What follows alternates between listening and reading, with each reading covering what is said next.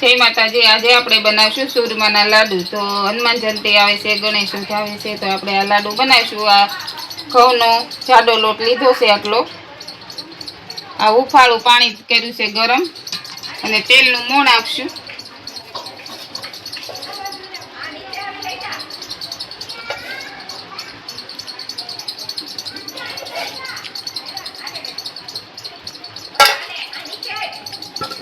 દૂધનું આટલું મોણ દેશું।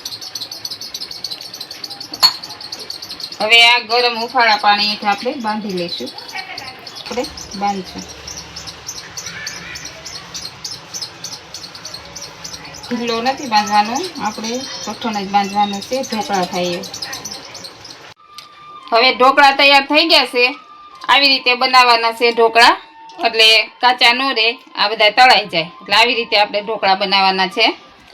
આવી રીતે બનાવ્યા છે। આ ઢોકળા તૈયાર થઈ ગયા છે। હવે આપણે તેલમાં તળશું,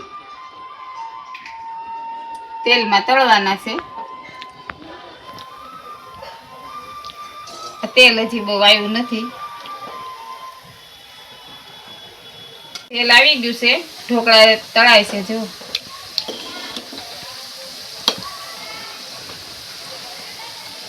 આવા લાલ થોડાક થવા દેવાના।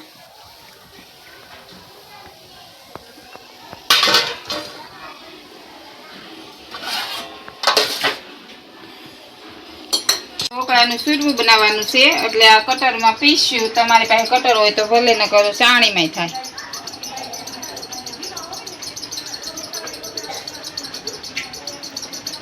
આવી રીતે કટરમાં પીસ્યું। આ સુરમું બની ગયું છે। હવે જો કટરમાં સરસ બની ગયું। તો આ સાણીમાં આપણે સાળી નાખશું।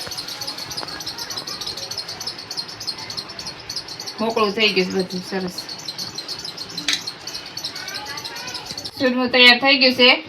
કડાઈમાં હવે આપણે ઘી લીધું છે, ગોળ નાખી અને પાક લેશું। ગોળ નાખશું,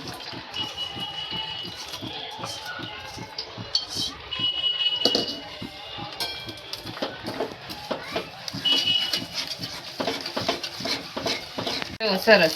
હવે આપણે આ સુરમામાં નાખી દઈશું।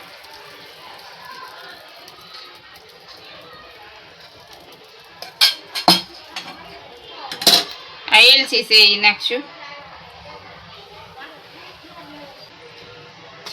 હવે મિક્સ કરશું, હલાઈ નાખશું।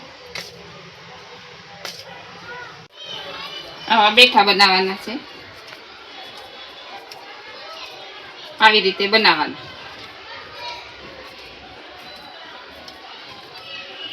હથેળી ઉપર વજન દેવાનું, એટલે આવા બેઠા બનશે।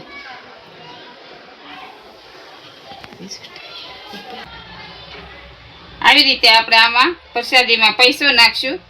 મારી બાઈએ શીખવાડ્યું છે, એ હું તમને શીખવાડું છું।